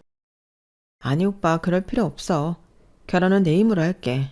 그리고 전에도 말했지만 정 오빠가 마음이 불편하면 개원하고 갚으면 돼. 물론 그때는 이미 오빠 돈이 내 돈이고 내 돈이 오빠 돈이겠지만 저는 속상해하는 남편의 마음을 풀어주려고 애썼어요. 그리고 저는 합리적인 가격으로 결혼하기 위해 머리를 굴려가며 노력했죠. 웨딩드레스도 그렇고 결혼식에 필요한 기본적인 것들이 다 비싼 금액부터 시작해서 슬슬 머리가 아파왔어요. 그런데 그런 저를 보고 남편이 물었어요. 너희 부모님은 안 도와주신대? 뭘 도와줘? 우리 결혼하는데 안 보태주신다고 그랬어? 우리 엄마 아빠가 왜 보태줘? 우리 약속했잖아. 어른들한테 손 안 벌리기로. 말은 그렇게 했지만 도와줄 수도 있잖아. 요새 악기사가 많이 안 좋아서 여쭤보기가 좀 그래. 악기사가 말이 악기사지. 요새 누가 악기를 친다고 업종을 좀 바꿔보시라 그래. 뭐? 봤잖아. 요새 누가 악기를 배워. 누가 악기를 돈 주고 사. 진짜 몇 안 될걸. 그리고 사도 구닥다리 같은 데서 안 사지. 요새 인터넷에서 더 다양하게 팔 텐데. 아, 어플도 있더라. 악기 어플. 휴대폰 하나로 여러 악기 소리 내던데. 세상이 그렇게 발전하고 있는데 너무 정체되어 있잖아. 가게 자체가 말이야. 그리고 생각해보면 음악이라는 게 얼마나 허황스러워. 현실적이지도 않고 실용적이지도 않고 돈도 잘 못 벌고. 그러니까 아버님 보고 업종을 바꿔보라고 그래. 게임도 좋겠다. 나도 음악하는 사람인데? 자기는 음악을 한다기보다 교육자지. 가르치는 거잖아. 뭐 음악은 음악이니까 허황스러운 건 마찬가지일 수도 있겠다. 언제는 내가 피아노 치는 모습을 보고 첫눈에 반했다며. 내가 그랬나? 요새 정신이 하나도 없어서 기억이 잘 안 나네. 아, 그리고 저번에 피아노방 하나 만든다고 그랬나? 생각해보니까 집에 피아노 들이는 거 별로인 것 같아. 어차피 치면 층간소음밖에 더 되겠어. 그냥 피아노는 학원에서 쳐. 그리고 웬만하면 조용히 있고. 조용히 있으라니? 사실 이제서 솔직히 말하는 건데 너 밥 먹을 때나 어디서 음악 트는 거 좀 시끄럽고 신경 쓰여. 마음이 편하지 않아. 아무래도 편히 쉬려면 소음이 없는 게 낫잖아. 가뜩이나 병원에서 소음 많이 드는데 집에서라도 편하게 있어야지.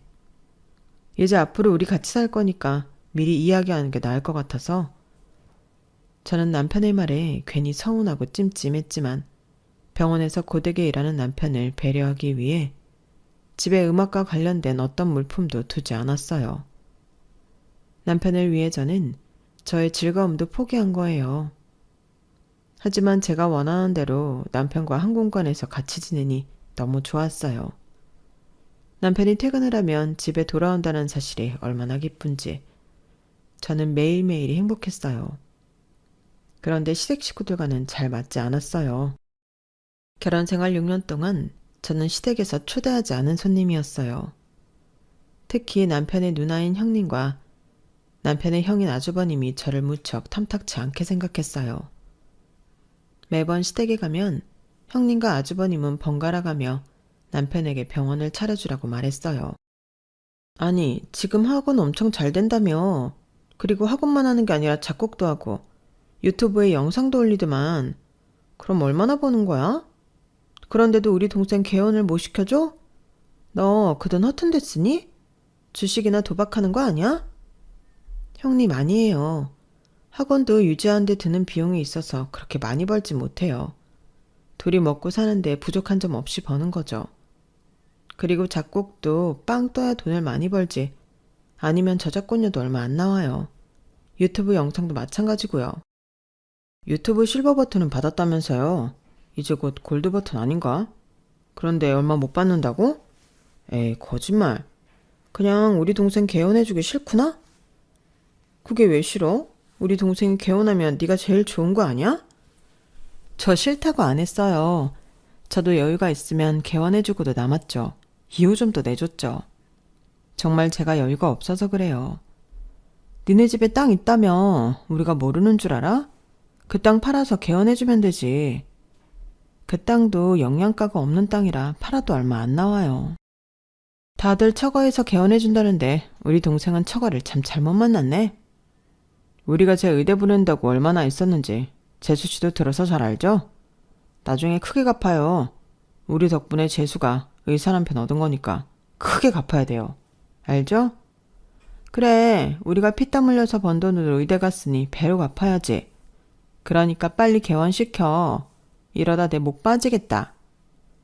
저는 이런 말을 결혼 생활 6년 동안 시댁에 갈 때마다 들었어요.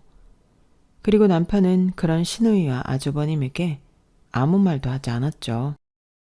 그리고 레지던트를 마치고 자기 계획대로 펠로우 4년 동안 경험을 다진 남편은 드디어 돈을 모았는지 개원 날짜를 잡았어요. 저는 남편을 축하해주기 위해 케이크를 준비했죠. 그런데 집에 돌아온 남편은 뜻밖의 말을 했어요. 우리 이혼하자. 어? 뭐라고? 우리 이혼하자고. 여기 서류도 다 챙겨왔어. 나는 작성했으니까 너만 작성하면 돼. 아니 오빠, 그게 갑자기 무슨 말이야? 갑자기는 아니고 오랫동안 생각했어. 우리 별로 영양가가 없는 사이인 것 같아.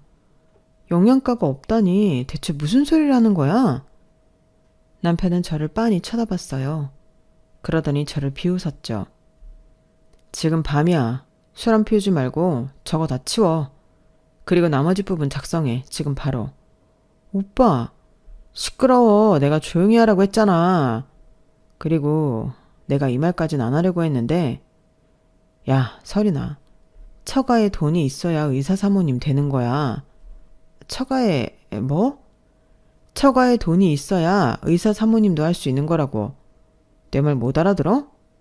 아니, 전혀 못 알아듣겠는데? 넌 무식한 것도 아닌데 왜 이 말을 못 알아듣니? 내 주변에 결혼한 선배 중에 개원할 때 처가에서 도움 안 준 사람 한 명도 없어. 니네 집처럼 주머니 닫고 모르쇠한 사람 아무도 없다고. 그래서 내가 인턴 때부터 모아온 돈으로 겨우 개원하는 내가 얼마나 부끄러웠겠니? 부끄러웠다고? 그래, 부끄러웠어. 선배들이 나보고 처가에서 뭐 해줬냐고, 얼마나 보태줬냐고 묻는데 내가 진짜 할 말이 없더라. 어떤 선배는 그 말까지 했어. 나보고 순진하대. 순진하게 아무것도 없는 여자랑 결혼했다고. 진짜 내가 부끄럽더라. 어떻게 나한테 그런 말을 해? 난 분명 기회도 줬어. 장인어른한테 땅 팔 생각 없냐고. 땅 팔아서 나한테 투자할 생각 없냐고 물어봤어. 그런데 투자할 가치도 없는 그 쓰레기 같은 땅 죽어도 안 팔려고 하더라. 가게라도 내놓으라고 하니까 그건 자기 꿈이자 신념이래. 꿈? 신념? 그런 실용적이지도 않고 진취적이지도 않은 꿈이랑 신념은 갖다 버리라고 해. 그런 쓸데없는 고집을 부리니까 니네 집이 아직도 가난한 거야. 우리 집 가난하지 않아. 아니, 너희 집 가난해. 가난하기로 작정한 사람들처럼 이상이면 낭만에 목매달고. 지금 말 다 했어? 내가, 우리 가족이 오빠를 위해서 어떻게 했는데 그런 말을 해? 대학 시절부터 우리가 살기 전까지 오빠 혼자 고시원에 살 때 반찬이며 필요한 거 우리 부모님이 다 해주고 밥 먹으러 와라, 같이 먹자 매번 물어봤어. 그리고 내가 사준 옷, 신발, 가방. 온전히 내가 사준 적도 있지만 어릴 땐 부모님이 준 용돈이나 돈 더 달라고 해서 사준 적도 많아. 그 옷들, 신발, 가방 때문에 너 솔직히 덜 쪽팔렸잖아. 그거 고마워했잖아. 뭐? 덜 쪽팔려 해? 그럼 내가 전에는 내 옷 입고 쪽팔려 했단 소리야? 그럼 아니야? 내가 다 봤어. 내가 다 느꼈다고. 네가 내가 사준 것들 입고 신고 하면서 당당해하는 거 내가 다 느꼈어. 눈빛부터 달라졌고 걸음걸이도 달라졌는데 이제 와서 딴소리야? 아주 소설을 써라. 육감이 대단하신가 봐. 그리고 우리가 신혼생활 시작했던 그 집, 보증금 다 내가 한 거 아니야. 일부는 우리 부모님이 도와주셨어. 월세 내준 적도 있어. 그런데 우리 집이 가난해? 우리 집이 너한테 해준 게 없어? 나랑 지금 장난하니? 내가 너 때문에 유학도 포기했는데. 그러자 남편이 다시 저를 비웃었어요. 고작 그런 거 가지고 그거 다 해서 얼마나 한다고. 내가 개원하면 그런 것쯤은 얼마든지 살 수 있어. 몇 배는 더 살 수 있다고. 그리고 네가 나 때문에 유학을 포기해? 누가 그러랬어? 내가 유학 포기해달랬어? 했잖아. 네가 나 처음 만났을 때 유학까지 안 왔으면 좋겠다고 말했잖아. 그것도 잊었어? 아, 시끄러워. 더 이야기할 것도 없어. 그냥 이혼해. 저 정신없는 케이크 좀 치우고 빨리 여기에 도장 찍어. 저는 그런 남편을 빤히 보다가 이내 안방에서 제 도장을 찾아왔어요. 그리고 웃으며 도장을 찍어줬어요. 그리고 한 달 뒤에 저는 남편의 눈에서 피눈물이 나게 해줬어요. 이혼이 성립된 지 한 달 뒤 저는 한 건물로 들어갔어요. 익숙하게 2층에 올라가 개원 준비가 한창인 병원 문을 열었죠. 죄송합니다. 아직 준비 중이라서. 전 남편이 말을 다 잊지도 못하고 저를 멍하게 쳐다봤어요. 저는 싱긋 웃으며 화분을 건넸죠. 저주를 의미하는 검은 튤립이었어요. 여긴 어떻게 알고 온 거야? 전 남편이 상황 파악도 못하고 저에게 따지듯 묻더군요. 저는 병원을 둘러보며 천연덕스럽게 말했어요. 리모델링도 다 했고 직원도 다 뽑았겠네? 내일 개원이니까. 그치? 그걸 말이라고 해? 내가 철저한 사람인 거 알잖아. 이미 2주 전에 개원 준비 끝났어. 지금은 청소하러 온 거고. 첫 병원이라 그런지 애착이 강하네. 다행이다. 그래야 내가 속이 시원하지. 무슨 말을 하려는 거야? 말을 하려면 똑바로 해. 빙빙 돌리지 말고. 똑바로 말해도 되려나? 충격받아서 쓰러질까 봐 겁나네. 내가 왜 쓰러져? 개원이 코앞인데. 오빠는 없이 살아서 그런지 참 돈에 약해. 말도 안 되는 보증금의 월세인데 그걸 속더라? 뭐라고? 그리고 아무리 그래도 장인어른 조남도 몰라? 버젓이 우리 아빠 이름이 계약서에 적혀있는데 그걸 의심도 안 했다며. 아니면 이혼했다고 필요 없는 정보는 지운 거야? 실용적으로? 비꼬지 말고 똑바로 얘기해. 여기 우리 아빠 건물이야. 그리고 증여받아서 이제 곧 내 건물이고. 뭐? 어때? 전부인 건물에서 장사하는 소감이. 나는 엄청 설레는데. 거짓말 마. 너의 아빠가 건물이 어딨어? 내가 지난번에 나한테 그랬지. 네가 개헌하기 전에 우리 아빠한테 가진 땅 팔아서 투자하라고 했다고. 그런데 그때는 이미 그 땅이 없었어. 오빠는 가끔 보면 참 멍청한 것 같아. 나한테 저기 새 아파트 들어서는 것 같다고 말도 했으면서 그 땅이 그 땅인 줄도 모르고. 어떻게 장인어른 가진 땅이 어디에 있는 줄도 모르면서 그 땅을 파내만해 할 수가 있지? 그 땅이 이번에 새 아파트 들어선 그 땅이라고? 맞아. 그것도 3년 전에 이미 팔렸어. 보상도 두둑히 받았지. 들으면 놀랄걸? 그 엄청난 돈으로 이 건물도 사고 다른 건물도 사고. 그래도 돈이 남더라. 거짓말하지 마. 집도 그대로고 차도 바꾸지 않고 행색도 그대로인데 나보고 그걸 믿으라고? 믿기 싫으면 믿지 않아도 돼. 하지만 이 건물이 우리 아빠 소유인 건 사실이야. 당장이라도 계약서 확인해보지 그래. 우리 아빠 이름이 적혀있을 텐데. 전 남편은 원장실로 들어가더니 서랍을 살폈어요. 그리고 소리를 질렀죠. 제가 원장실로 들어갔어요. 그리고 검은 튤립을 원장실 책상에 두었죠. 전 남편이 저를 노려봤어요. 그래도 위치는 전에 건물이 더 낫지. 오빠 원래 여기서 개헌할 생각 없었잖아. 누가 돈 더 주고 계약했다 그랬나? 네가 그걸 어떻게 알아? 그런데 정말 위치는 좋더라. 아파트 한가운데에 있고 밑에 약국도 있고 병원 자리로는 제격이더라고. 네가 그걸 어떻게 하냐고. 그 자리에 피아노 학원 들어선다는 말 못 들었어? 너 진짜 나랑 장난해? 덕분에 좋은 자리 얻었어. 오빠가 이번에는 정말 신중하게 고른 것 같더라. 벌써 수강한다는 사람들 전화 와. 누구야? 누구랑 짠 건데? 적은 늘 가까이에 있잖아. 나도 그랬듯이. 뭐? 내 선배 호철 오빠. 그 오빠가 부동산에 관심이 많았던 게 왜 그때 생각났는지. 요새 선배 자주 만나지 않았어? 부동산에 대해 오빠가 자문도 구했잖아. 너 정말 이렇게 치사하게 나올 거야? 먼저 치사하게 나온 건 오빠잖아.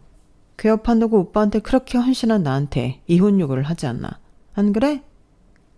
전 남편이 화를 참을 수 없는지 고래고래 소리를 질렀어요. 저는 이혼 서류에 도장을 찍고 복수를 결심했어요. 이 상황을 물 흐르듯 넘길 수 없었죠. 그래서 전 남편의 뒷조사를 했어요. 제가 전 남편과 연애를 하고 결혼도 하면서 전 남편의 지인을 아주 잘 알거든요. 그래서 어디에 개원을 하려고 준비 중인지 알아봤죠. 그리고 아까 말했던 것처럼 선배를 써먹었어요. 미끼는 이미 던져져 있었죠.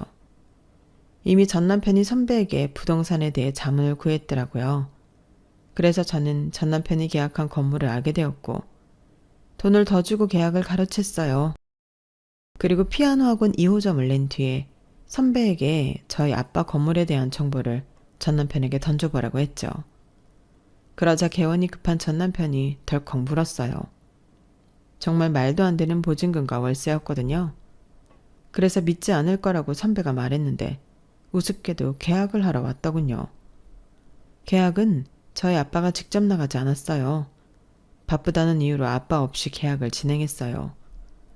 그래도 저희 아빠 조남 석자가 있는데 들킬 줄 알았거든요. 그런데 전 남편은 자기 장인어른 조남도 몰랐나 봐요. 씁쓸하게도 말이에요. 이제 여기가 내 건물이 되면 어떻게 할지 각오해. 인터넷에 나온 건물주 갑질이랑 갑질은 다 할 거니까. 그런데도 한번 버티나 보자고? 그럼 내가 나가면 되지. 안 그래? 어딜 가려고? 어떻게 가려고? 왜 못 가? 그냥 빼면 되지. 계약서 꼼꼼하게 안 읽었구나? 우리가 월세가 저렴한 데엔 이유가 있어. 위약금 못 봤어? 제가 그렇게 말하자 전 남편 얼굴이 새하얗게 질렸어요. 저희가 정말 말도 안 되는 위약금을 제시했거든요. 그리고 계약 기간은 10년이었죠. 저는 절망한 전 남편 앞에서 웃음을 참으며 말했어요. 일단 다음 달부터 임대료는 인상될 거야. 그렇게 많이는 안 올려. 그간 정이 있으니까. 하지만 내가 생각한 만큼 올리긴 할 거야. 천천히. 계약 기간 안에. 그리고 아무래도 병원이니까 주차장 사용이 잦을 것 같은데 다른 임차인들보다 배로 사용료 내줬으면 쉽네? 너 꼭 이래야겠어? 이래야 내 속이 시원하겠어. 그리고 지금 오빠가 사는 원룸 있지? 거기도 내 건물이거든? 그러니까 방 좀 빼줬으면 좋겠네? 그게 어떻게 네 건물이야? 아주 세상 모든 건물이 네 거라고 하지? 정말 못 믿네? 제가 해당 건물의 등기부등본을 보여줬어요. 그걸 본 남편의 얼굴이 또 하얗게 질렸어요. 언제부터 네 건물이었는데? 오빠가 살기 전부터. 오빠 버름 전에 들어왔지. 내가 이혼하고 직후에 샀어. 네가 무슨 돈으로? 사실 나 돈 많아. 학원도 잘 되고 있고 내가 작곡한 음악 올리는 유튜브도 골드 버튼 받았어. 그리고 오빠가 프로필에 등록한 음악 그 발라드 내가 작곡한 거야. 몇 주째 일이라 쏠쏠하게 받아. 정말이야? 몰랐지. 이제껏 네가 당연하게 쓴 돈이 어떤 돈인지. 그럼 개업은 왜 안 해줬는데? 그건 네 탓이야. 왜? 네가 날 시댁에서 구해주지 않았으니까. 솔직히 구해줬으면 이제껏 그랬듯 개헌해줬을 거야. 그리고 내가 할 말이 있는데 우리 위자료 소송 다시 하자. 오빠가 분명 그랬잖아. 개헌하면 갚는다고. 그 말이 이제 생각났어? 그렇게 말한 뒤에 저는 병원을 떠났고 멀리서 전 남편의 절규가 들렸어요. 며칠 뒤 남편은 개헌을 미루고 계약을 해지하려고 했었지만 위약금 문제 때문에 결국 제 건물에서 개헌을 했어요. 그리고 저의 갑질에 괴로워하고 있어요. 그래서 원룸에선 생각보다 빨리 나갔고 그렇게 싫다던 시댁으로 들어간 모양이에요. 그리고 위자료 소송은 다시 진행되었고 제가 승소했어요.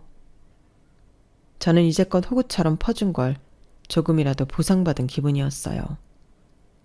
여기까지가 제 사연입니다. 여러분들은 사랑에 눈이 돌아서 인사불성이 된 적이 있으신가요?